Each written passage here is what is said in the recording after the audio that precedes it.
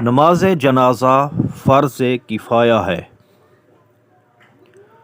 یعنی کوئی ایک بھی ادا کر لے تو سب بری الذمہ ہو گئے، ورنہ جن جن کو خبر پہنچی تھی اور نہیں آئے وہ سب گنہگار ہوں گے۔ فتاوی تاتارخانیہ جلد 2 صفحہ 153۔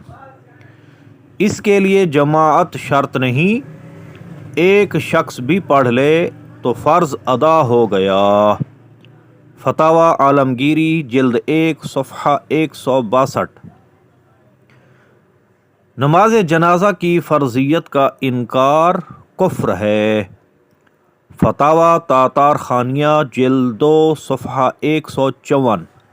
صلو علی الحبیب صلی اللہ تعالی علی محمد صلی اللہ علیہ وآلہ وسلم۔